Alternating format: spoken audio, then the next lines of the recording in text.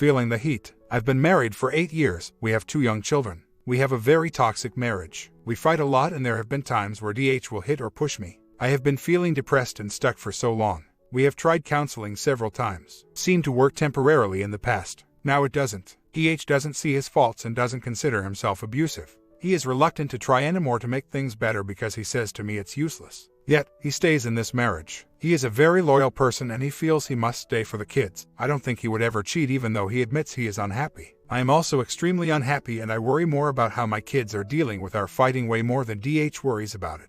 I think it's damaging for them and he thinks it would be more damaging if we split up.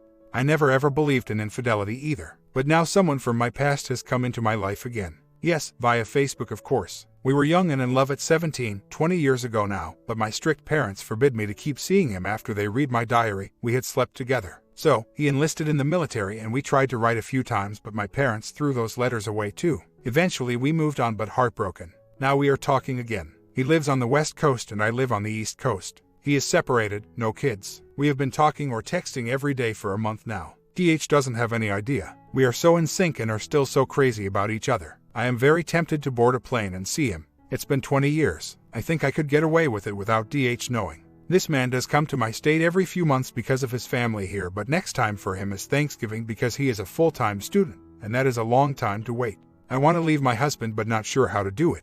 But in the meantime, I am secretly having a relationship with this other man and feel bad and not sure if I should risk seeing him. He would wait. The feelings are intensified by all the talking we have been doing and getting to know each other all over again. Aside from texting, we have spent hours on the phone too. And yes, of course it helps that I'm not happy in my marriage, but I need to get out and now I feel some motivation finally. Me and this other man seem to still be very connected and I can't ignore that. So, with that said, I don't know if I can keep myself from seeing him over Thanksgiving week since he will be in town. Would it really be that bad if I did? I plan on divorcing. And not because of this guy, because of my kids and me. I have even scheduled an appointment with a therapist for myself. I won't go and visit him because obviously if I completely disagreed with all of you, I wouldn't have written on this board. I had a nagging feeling it wasn't a great idea. I just want to though. However, is it so wrong to continue talking to him? Yes, it is an emotional affair, but it is what it is. It's not like I'm in a great and wonderful marriage and am risking throwing it away. I have started weekly therapy. Yes, my dad did this to me too growing up. I'm not saying I don't have faults either. I still don't see any harm with continuing a friendship with this man when he lives 3,000 miles away. But I agree you should be mentally healthy before getting involved again. Well, truth be told, husband found out just last night and saw my phone. He didn't get physical. He just said we are done. But he is still reluctant to move out because he wants to be with the kids. I might have to legally get him moved out. I don't know. I love talking to you. 3 hours seems like nothing. Was his text that came through at the time. He is refusing to move out. My husband just texted me and asked me to type up a job estimate for him, for his business. He just texted me saying instead of wasting your time talking to this bozo you could have been cleaning out the crap that you left in the upstairs hallway. Does he not understand what is going on here? I am going to look for some legal counsel or something.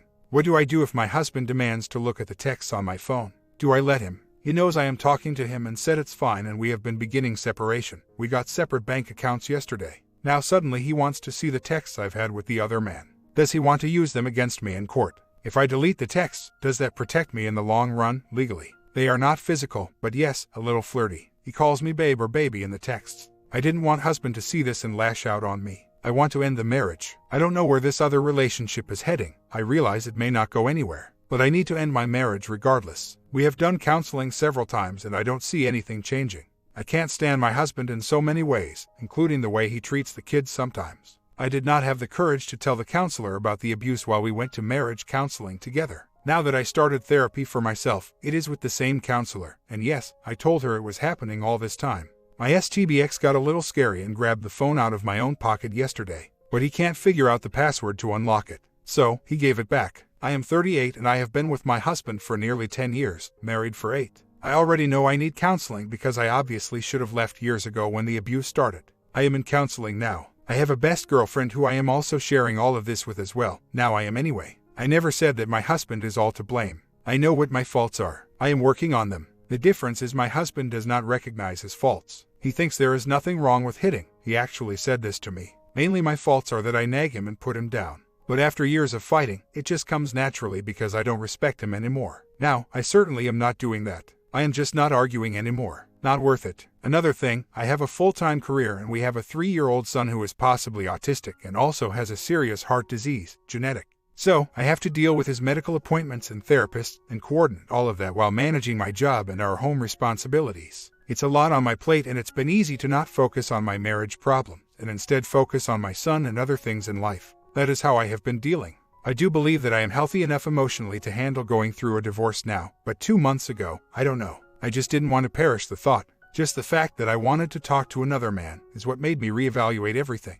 If this other man disappeared tomorrow, I could guarantee 100% that I will still go through with this divorce. This has helped me open my eyes. I have been worried that a divorce would shake things up so much for our children that it would be worse for them, so I put the idea out of my mind for too long. I tried not to think about it, but I certainly knew it wasn't a healthy living situation either. Financially, I think I can support them myself. So, I am feeling a lot more positive about it. The thing about mending the family is that if the husband says he will change, there is no guarantee. I've known him for nearly 10 years, so I don't think he can change that much. His controlling nature is part of him, honestly. I need to do what is best for everyone. My son also has some medical issues too. As far as the other man, I have changed my mind since the beginning of this thread. I'm not getting swept up in the fantasy anymore. I told him that no more flirting and just casual conversation only. I don't see anything wrong with that, as long as it doesn't interfere with my busy life. Yes, I am toning the long conversations down. I don't have time for it anyway. I am still glad I reconnected with him, even if it just remains as friends. Bottom line is, yes, a divorce is hard on the kids. But what is worse, seeing them deteriorate before my eyes. Yes, that is worse. So, I am taking steps towards a divorce. I have contacted an attorney, and I am getting my daughter private counseling.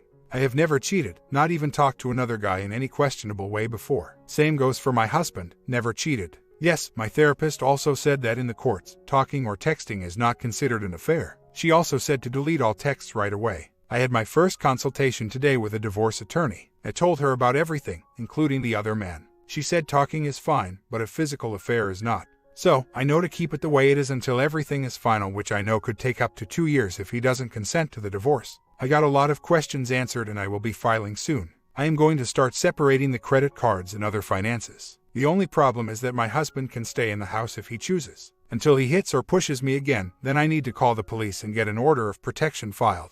Then he will have to move out. My main concern right now is that this is going to financially run me dry. But I don't really have a choice. My kids need a better life than this, and so do I. I have gotten some advice from really good friends too who know both me and my husband really well. My matron of honor actually. She said I need to divorce. She has seen his temper. It's really about my kids. They are the true victims and I can't let this continue for their sake. Now my husband is hurting and swears he will change, so it's getting hard for me. Not sure if I'm doing the right thing. Well, I am 90% sure I am. I know he cannot change overnight. Just not possible. Even if he never raises his hand again, he is still very controlling and impatient. I am starting to see how other married couples are and they seem genuinely happy. Like a type of happy that I don't have or ever had, I don't think.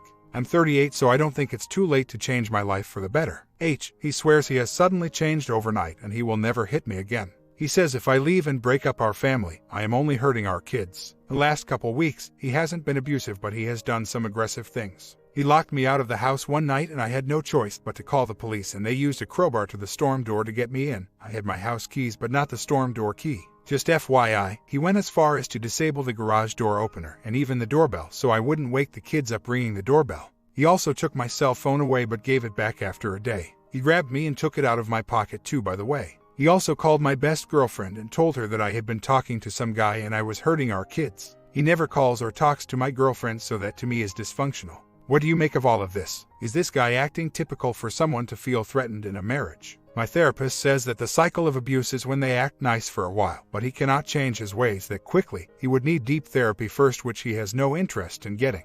But some days he is being on his best behavior. I don't know if he could change and if splitting up the family would be the wrong decision. I was 100% sure I am doing the right thing, but now I'm starting to question a little. I feel that once I file, there is no turning back for me. So, I have put it off for a few days. Does anyone have any experiences with a spouse who is abusive and then swears they will change once divorce is threatened?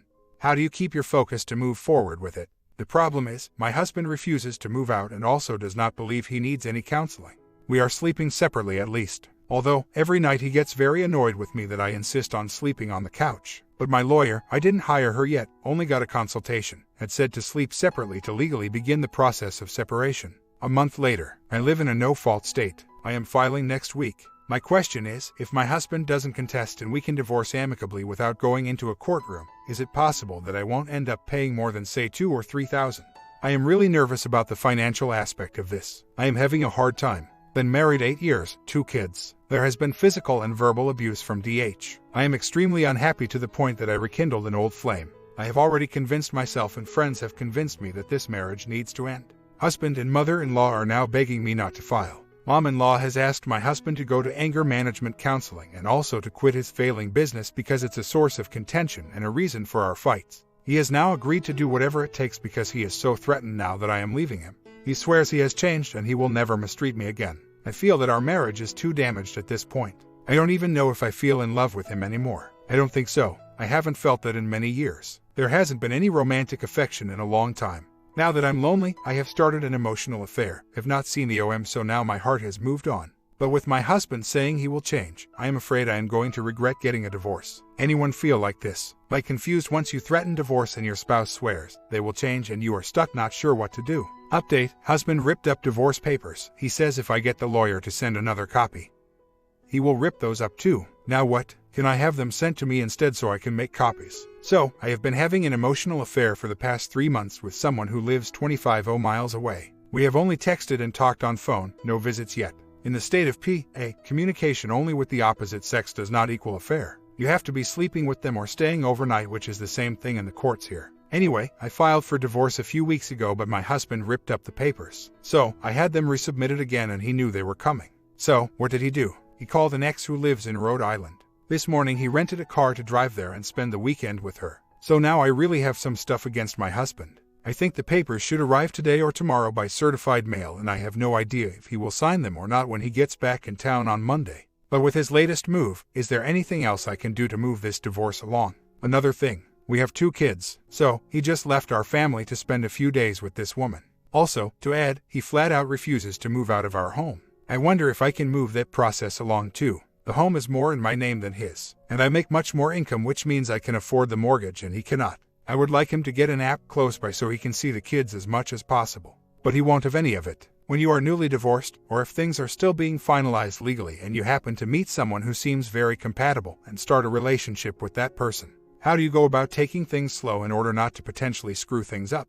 I have been seeing someone for a month now and his feelings for me are getting serious already. I don't want to rush anything because I still am living with my soon-to-be ex. My ex is moving out but waiting till the holidays are over for the kids' sake. I don't want to not date him either because he is pretty much everything I want in another person and I don't want to let him go. But it's still also new and not too late to slow it down to keep things moving in a healthy direction, so I think I'm going to have a talk with him. But what is taking it slow? Going on a date once a week, no more. Texting each day but limiting it. I just want to know how some of you have done it the right way. This person seems to have plenty of great qualities. Because it is Christmas, I ended up meeting his whole family already, went to holiday parties with him, and I saw firsthand that he is very close with them, which just gives me more of the impression that he is a really good guy that I shouldn't let go too soon. For me, the new guy I am seeing is moving too fast for me and I have to tell him to slow down big time. If he doesn't like it, oh well, why deny the possibility though? Just don't make any huge decisions with the other woman for quite a while, like moving in together, because you may not be seeing things clearly yet. I don't know if I'm seeing things clearly either. But I think I rushed into marriage with my soon-to-be ex, so I don't plan on doing that again. Half a year later. So, I am in a relationship for 7 months now. My BF tells me the other night, in a way of sharing a funny story, that one night years ago when he was like 19, he is 37 now, he had a big party at his house and afterwards, him and a bunch of his buds went to an Asian massage parlor and got a good time. He was laughing and telling me like it was funny. I did not find it very humorous. I understand he went with friends and they were drunk and they were young, but still. I have been very paranoid thinking that what if he still goes to places like this? What if he would ever go to one again in the future while with me? He told me he would never do that again and it was something stupid because he was young and with friends. But he does love to look at porn and once I caught him emailing girls on Craigslist casual encounters asking them for pictures. He said he would never meet up with them, it was just for pics and that he would never do it again. Am I overreacting? I just don't know what to think. He says he is very happy with our sex life but he does like porn, but he would never ever cheat. I think I trusted but it all still bothers me. And news on my ex. My ex-husband is a mess. Ever since we divorced in February, he went from having no debt to now over $40,000 in debt. He maxed out his credit cards and is barely making ends meet. His truck is on its last leg and today is in need of repairs and can't afford it. He is always asking me for help. I say no. I was the one in control of the finances when we were married, and I knew without a doubt that he would not be able to suddenly be responsible once I cut the cord, so to speak. He is the most irresponsible person I know. He has a struggling masonry business and makes hardly anything, and it's always been this way. My income paid our bills, but now he is on his own and sends me a text that he has no money to buy lunch. It's really sad. I cry sometimes. I beg him to get on welfare, food stamps, since I know he would qualify, but he has too much pride and refuses. I wish I could let go and not worry, but watching him go downhill and knowing this would happen is very hard. A few months later, my divorce has been finalized, decree issued. Now I'm wondering if I am supposed to go back to my maiden name. I will be asking my lawyer this, but just curious what others do. My last name has been my married name for almost 10 years, and it's the same last name as my kid's name. Seems weird to go back to maiden name after all this time. I started seeing someone 3 weeks ago. We talk every day on the phone, but we have only been on 2 dates. I really like him, and he is taking things very slow, which is a good thing and hard to find. The problem is, on the weekends that my ex has the kids and I am free, this new guy has his daughter that same weekend. I've told him that maybe I could switch weekends with my ex, but he said it is way too soon for that. So, we are just going to see each other on the one night during the week that we are both kid-free for now. But it's a little frustrating. Have others run into this situation with dating and kid schedules? My comment: this isn't just a thing but can be a big and even deal-breaking issue. Can't have a relationship if you can never see the other person. This is a big thing in modern dating, it seems. Story 2, the big charge. Our marriage is hanging by a thread and I need help coping and deciding what to do moving forward. My wife and I have been married for 22 years, and for the most part we have had an incredible life together until recently. Back in September I started to notice things were different and she was becoming distant with me and our kids. By the end of December, I found over 1,000 text messages to a co-worker whom she says is just a friend and a spiritual advisor. Apparently, he was helping her through this tough time, which I knew nothing about, and was praying for her. Not sure if that's praying or praying, although I believe the latter. After some due diligence I called her out, and now things are just spiraling out of control. She is pulling away from me more and more by the day, has enabled an eating disorder, and has openly spoken to me about her depression. We are in counseling, but nothing is getting accomplished. There is zero intimacy and absolutely no tolerance for talking about the subject outside of counseling. I do not believe in divorce, and I'm trying to do everything I can to make sure that I've covered all of bases for her, and when she drops the D word.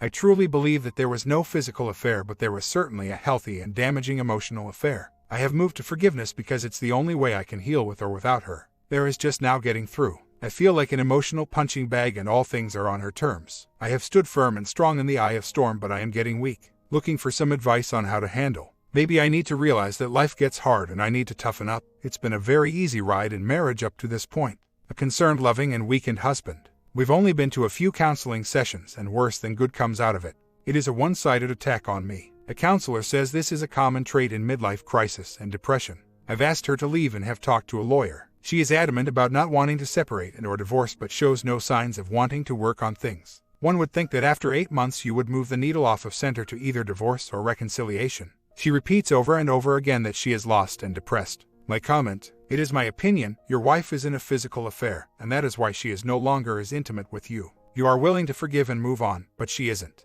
You are sitting there and watching the affair happen in real time without any actions. You must decide if you want to fight for your marriage or let this spiritual advisor have his way with your wife. You must stand up and defend your family. Report the affair to the HR department and show them all the correspondences as proof. If the AP is a member of a church, report him to the church leadership.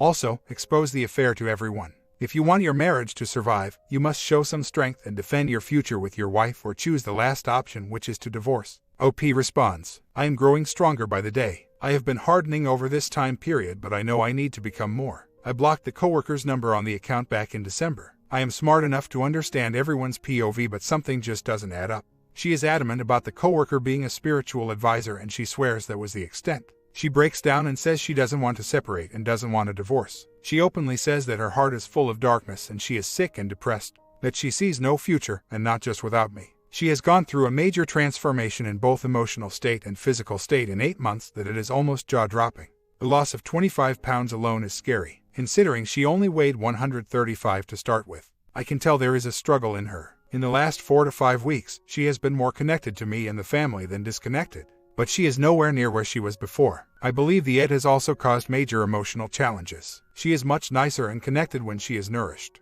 Problem is she is not putting on weight. I do honestly think the coworker was breaking her down almost to the point of no return, and it has had a lasting effect on her.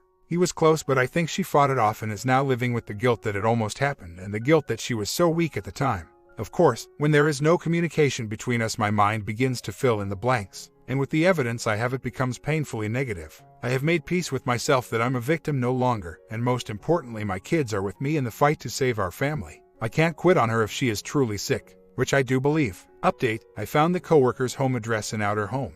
It was named as one of her friends, but I know better because I've been doing my due diligence with the affair. Of course, she denied that she even had the address. After confronting her on the issue, she said I was crazy and there was no way it was his address. Well, I proved her wrong. This week was to be our 22nd wedding anniversary. She has moved out, leaving our family devastated. Last night I spent the first night alone with just my girls. I cannot believe the level of lying and covering up. Why wouldn't you just come clean and say I don't love you anymore? Monday I am seeing a lawyer. I was praying for a better ending. Need to be strong for my kids. I knew all along my gut was right. I'm positive she is telling the family nothing about the affair. We have been a close-knitted family on both sides for 22 years. She left us last night on our 22 wedding anniversary. She is staying at her parents'. I am meeting with lawyer on Monday. Hard to process this all. The OM is divorced. Come to find out, he has a track record. Apparently, he has destroyed many a marriage. I'm conflicted with the lawyer. He is telling me not to file, to let her file due to alimony laws. Right now, I am so confused.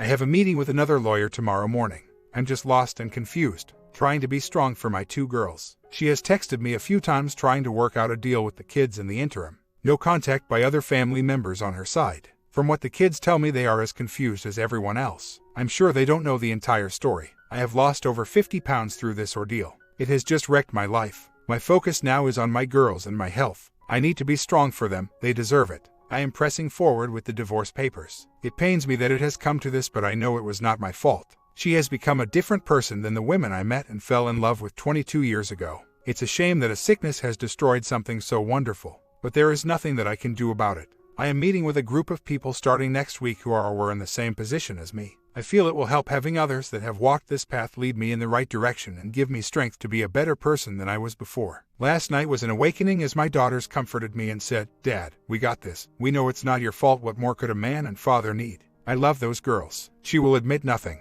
I have all kinds of proof. Holes in the story, lie after lie, found his address under someone else's name. It goes on and on. She is still seeing him at work. She told me so. It is to the point that our oldest daughter said to me on Monday, "Dad, Mom is going back to work today. That means she is going to see him there." Again, the finding of the address hidden under someone else's name changes everything. The straw that broke the camel's back for me was when I questioned her about the address and she said, "I have no idea what you are talking about."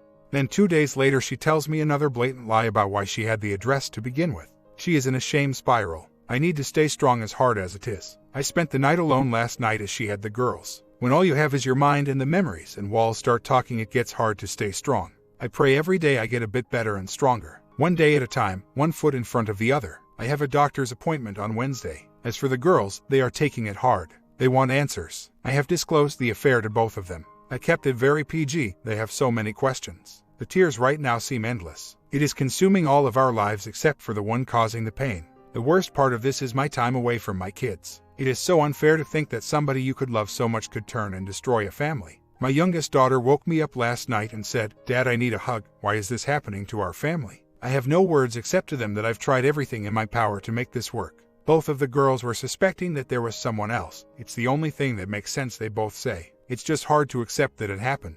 I am so lost. How do I move on from this? How do I recover? The one thing I've been grateful for my entire life was my relationship with my wife. We were best friends, did everything together. This morning I said goodbye to my daughters for the next 5 days. I just don't understand how this happened. I've given my all for my family and now they are gone. The girls cried and said goodbye. There is just so much hurt on our end and their mom is acting like nothing has even happened. How can that be? The reality of the situation is setting in, as she is now seeing that it is impossible to move on without getting another job. Nothing makes any sense. The girls are questioning her. They are hurt that she will not talk to them. My take is the guilt and shame of the affair is too much to bear. I am meeting with her parents on Saturday as they want to hear my side of the story. I am prepared to give it to them as straight as I can. I know that no one has the answers as to why things like this happen. It's just a tragedy to see our daughters hurt so much. I've come to find out that they are taking turns sleeping on a cot. Both of them are complaining about it. They have big, beautiful rooms with beds at home and they've been reduced to sleeping on a cot at their grandparents'. I will be sure to bring this up as well on Saturday as they are enabling their daughter's behavior by letting her have everything she wants. I need to draw the line and stand firm. but the girls want to see their mom and they should see their mom. I am so lost and confused. Everything is upside down and a mess. Hard to believe that a person you love so much could cause so much pain. Our entire family on both sides are confused, but in my corner, as they are as lost as me. I just needed to vent. It helps when I can get it out a bit. I miss my family. Her parents did not come over this weekend. They told my oldest daughter that they really want to talk with me to gain some understanding, but they are scared if my wife finds out. That's the problem. Nobody wants to hurt her feelings. It's so disheartening that even her parents are enabling the behavior. My in-laws did say that they want to get with me this upcoming weekend. Seeing is believing, I guess. There was a bit of a breakthrough with our church as they dismissed her from all of her responsibilities due to the affair. Of course, she continues to deny any wrongdoing. So, I am feeling a bit better that at least someone is taking the hard road with her. My intent here is not to salvage the marriage but to be civil to each other so we can co-parent our daughters moving forward. The issue at hand is that she has completely checked out and become a different person. I've had several people come to me over the weekend and ask what is wrong. Is she okay? She looks extremely sick and unhealthy. So, it is hard to have a civil conversation with someone who is on recess right now in their life. I'm just looking for some kind of stability through this storm. Currently things are spiraling out of control at a rapid pace. Last night the girls told Mom that they no longer want to stay at the grandparents and that they want to be home. This was of course not well received by my WW. I have another appointment with a lawyer later in the week to file. I'm still in shock and disbelief, but I can't live like this any longer. I've been doing a lot of reading about narcissistic personality disorder, and I believe I've found some real insight to our marriage that I was never willing to admit to myself. This has been a real eye-opener to say the least. I can't wait for the pain to subside and my heart to heal. This is the most agonizing thing I've ever been through. I am doing my best to stay focused on the girls. I'm also trying to stay angry about the affair and the situation. I have my moments, but denial creeps right back in. One step forward, two steps back. My comment, bottom line, is that she chose her relationship with the OM over her kids, her marriage, and her husband. And she is continuing that relationship since they still work together. She did this for one very simple reason. She wanted to do it. Regardless of the pain she has caused, she wanted to do it. And she has. She probably thought she would never be caught. After all, she had his address listed under a girl's name, like we haven't seen that before.